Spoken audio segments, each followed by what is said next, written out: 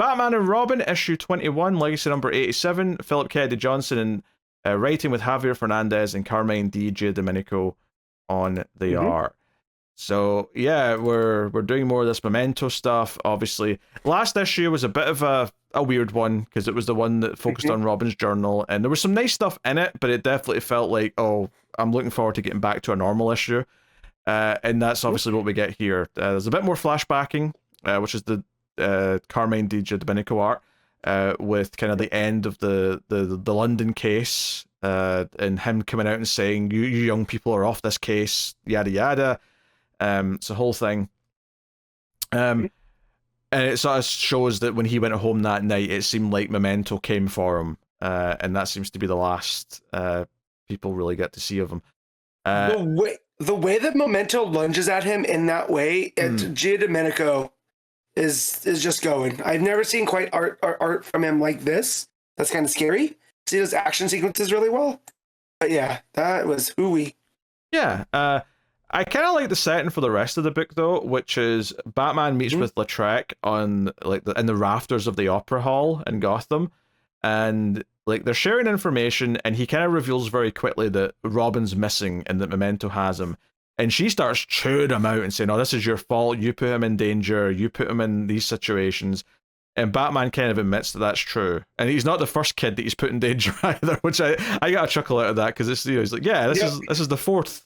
Well, if we're only counting Robins, this is the fourth. Arguably, you could count some Batgirls in there as well if you really want to get into I feel like the only one that's not ever like you could actually have a conversation. Her belonging there is Cass, because she was trained to be this violent fighter. She can handle her own and whatever. Yeah. The rest of them though were kids that he is formatted to become soldiers. So yeah. So.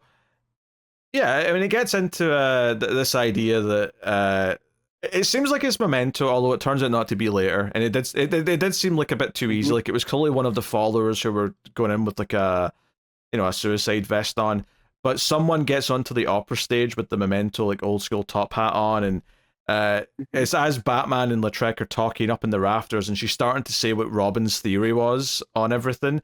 The Batman like, wait a minute. They've missed a beat in the opera. I love that he knows something's wrong because he knows the opera well enough to know that they're not going to plan. But that's how you know he came from money, because I would not know anything about an opera. Yeah, I like it. What I like about this though is that when he looks down, and obviously he's been seeing these visions ever since he breathed in that stuff, is that he sees the ghosts, if you will, of when there was a fire at the opera and killed a bunch of people back in the 40s, but it's mixed in with the people who are there now. And it's very eerie because it's like, hey, this is going to happen again, right? To quote the tall man from Twin Peaks, it is happening again. So he obviously whips into action and goes down to try and save it. But I really dug the art and all this. Like, see all this stuff with him and Lautrec up in the rafters with the light coming from below them? I really dug all the moodiness in the art there. It felt really just distinct and kind of like, there's a lot of shadows. There's a lot of like, even the idea that there's an opera down below just feels very like theatrical in a way that makes all this feel a lot of fun. And despite how dark it actually is. Well, I like what Fernandez does with the art too, where you can see the music going like between him and Lautrec in those panels, right?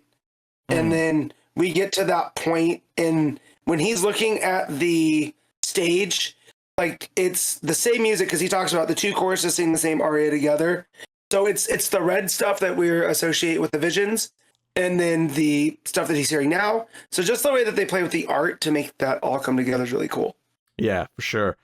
And there's a whole bit here where because like not the main vest, but there is like an explosion that goes off and some of the rafters are falling down. It's going to fall on a kid, and Batman knows he can't really get there in time, but he eventually saves the kid by like grapple gunning the falling beam and just being able to just pull it over enough that it lands next to the kid rather than on top of him. And it does feel like a big moment. The art here is really good. The fire, like especially on the page, like after it lands, where you get like the kid being like shoved back with the force of the explosion, and it's all inside the lettering of the I don't even know what that says. Crunch. Crunch, I Just think. like Yeah. crunch. Yeah. Yeah. I love him talking himself through it, and he goes, "The kid's frozen, won't reach him in time. Not even I can control gravity." And then he goes, "What would Clark say about that? Not with that attitude." And I love that. I love that he's even getting inspiration from his buddy, you know, in dire times. So. Yeah. So basically, Lautrec actually catches the guy running away outside, and then Batman shows up. He's got a hell of a clothesline. Jeez, Stan Hansen-esque. I love it. Well, Joe's really good about it is that it's raining when they get outside, and one of the ways you can tell the momentum of the clothesline is that you can see like the line going across the rain where it's like, you know, it's breaking the rain flow. So you actually get a sense of movement going across the panel. So the art is really tip top. Yeah, it's real good. So yeah, she holds him at gunpoint. Batman shows up and he's like, "Wait, you're not Memento. You're just one of the followers of the group that worships him." He was the tour guide on that crime tour when Batman got spiked with the gas. Right. The Memento Society. And he was just like, and like they all looks creepy. He's got red eyes. Yeah, because they all got spiked with the gas, right? Mm-hmm. Yeah. So he's like, so okay, here he is, right, and he's like, okay, tell me what was the Robin theory? And basically, it was Damian's theory about how. Oh, like the Nicodemus Crow, right? Like the mask from his body. They claimed that he raised a demon. So the idea that this Memento is not a man, it is a demon, and that's why these killings are in cycles that go back generations and generations. And the one negative that I'm going to throw at the issue, and we've said this earlier in the arc as well, is that I thought at this point maybe Batman will say, you know what, at this point I'm starting to be willing to believe this, but instead he doubles down and says, no, Damian was right not to tell me this stupid theory. This is nonsense. And I'm like, Batman, if this was like year 2 and you'd not met like, you know, Superman and Flash yet, and maybe would have like went along with your like your strict line of thinking that there's nothing supernatural in existence, but you know Zatanna, you've met Constantine, in what world is this unrealistic to you at this point? Hold on, I'll do you one better than Zatanna and Constantine. He is teamed up with Etrigan, a literal demon. He knows Jason Blood. Yeah, like, it's weird. Bruce. Look, as far as skepticism goes and stuff, I fully understand it, right? But again, I've experienced things that I can't explain, and that's okay sometimes. And I hope that's the point that we're getting to, is that this is a character arc that Philip Kennedy Johnson wants to take us on with Bruce. That even though he's the world's greatest detective, sometimes it's okay to not know everything. And just to be able to let stuff kind of go, I hope, because that is the only excuse for him to be like, demons, stupid. That boy's dumb. I should have taught him better. And it's like, bud, not a good look. So yeah, like again, he's teamed with Etrigan before to save the universe. Yeah, if this was out of continuity and it was meant to be like a world where only there was no Superman or Justice League, none of that other stuff existed. It was just Batman and Gotham. I would be like, fine, because even if he's fought Croc, that's a mutation that someone did in the lab. You know, that's sciencey stuff. I could buy it. And Scarecrow is science, right? Like the fear gas can make you see hallucinations and whatever and whatever. Yeah, but, you know, Bane is science. You know, there's not a lot of magic. Batman doesn't have magical foes, right? It's all mainly tech-based in that way. Yeah. So I'm trying to think if he has really any, and I can't think of any. We're not. We're in continuity, right? We're in the DCU. He even referenced Superman a couple of pages ago, as you pointed out. He brought him up in his stop narration box. So his start narration box. That was a weird way of saying that. But like, so it's a weird complaint. It's annoying that we have this weird disconnect, and it's a shame because it's the only real problem I have with anything. Because everything else here is because the bit after this where Bruce chases down like a little pickpocket kid into the sewers and is like, hey, I need to find out where this bad guy's hiding, and you because you're the runaways and you're the kids that are living underground, you know the city just as well as I do. Have you seen anything down here? Have you seen like a young boy who's went missing? And seemingly, they have, because it kind of leads us to this that's under the old sunken part of Gotham that's underground, and we see Damian in the cell. It looks so cool. The Gotham that never was, or you would assume this is from the earthquake, right? And then they just built over. Yeah.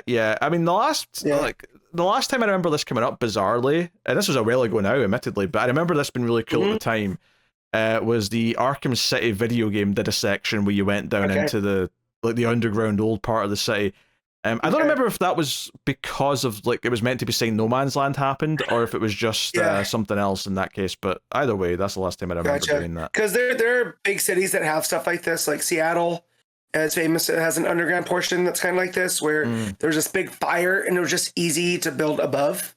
So now the actual city itself is 12 feet over where it used to be because of that. So it's kind of giving that vibes too. But him, Bruce going and talking to the pickpockets, again, I would never equate Batman with Charles Dickens, but this was very, Oliver Twist and Great Expectations kind of vibe. That fits in thematically with all the Victorian era looking stuff Memento wears, right? Yes, that does. And he even calls them the Gotham Irregulars, which is the group, I believe, Watson, that was the Basil Street Irregulars. They're from Sherlock Holmes. I might be getting some of that wrong, but there's a group called the Basil Street Irregulars, and they talk about Sherlock Holmes stuff. Sorry, I'm only familiar with Basil the Great Mouse Detective. Yes. Well, he lived at Baker Street. Yes. But yeah, it's the Baker Street. I'm throwing Basil in there because of the Great Mouse Detective. They're the Baker Street Irregulars because he lives at 22B, right? Anyways. But it feels like it's that too, so that also goes off the Victorian with the Sherlock Holmes. So just thematically, Philip Kennedy Johnson's doing some really cool stuff. But yeah, with Damian trying to get out of what looks like Magneto cell from the end of the first X-Men movie. Yeah, it's a glass box. Glass or plastic. Yeah.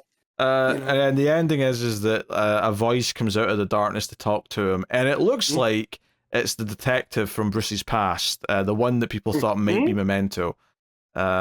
Atticus Pye. Because there was a thing earlier on where LaTroc said she had the body exhumed to see if he was still there, and it doesn't actually answer. She just says, "Oh, what do you think the result was, Batman?" And we don't get to hear it. And then at the end here, we see him.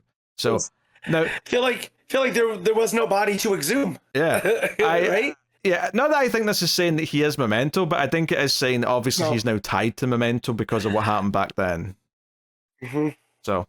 Yeah, solid issue. I loved all the stuff in the rafters and the opera house kind of rescue. Like all that was great stuff. The art's phenomenal. Just that one sticking point of it's weird that Batman's being so cynical about all this when it just feels like, nah, you've encountered enough stuff that this shouldn't be actually that far-fetched anymore. Yeah. God, it's so funny to me. I was reading this yesterday and I was like, Bruce, again? He's more pig-headed than I am. I'll tell that much.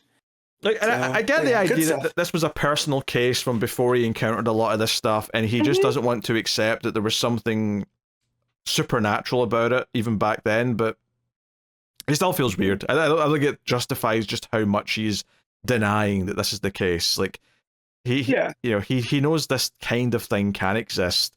This is stupid. So, other than that complaint, just open your mind to it, be like, yeah. Because there's no proof of the occult. It's the Gravemaker's poppy. It's making me see things. There's no occult. If we have that thread kind of going through a little bit, I could see it. I mean, it's like, no, there's a logical explanation for everything. If that's what he was writing on this whole time, then I could see that. But also him calling Damian dumb. I don't like that either. But also when he describes Damian to the pickpocket kids, he does, talk about how he has a slight accent, which I always like when writers throw that kind of stuff in. Because it's all stuff that we read in our mind's eye, right? To be honest, Damian voice sounds different. Yeah, to be honest, I never even considered that he has a slight accent for Gotham. Yeah, me neither. Never occurred to me. And so I like that. I like that little character piece that Johnson's throwing in there. So yeah, Bruce calling him dumb. I was like, come on, bro. You're his dad. Be a little bit nicer. Yeah, for sure. No wonder he wants to go be a doctor. He doesn't want to take the family business anymore. All right, what are you rating Batman and Robin? I'm going to give this an 8.5.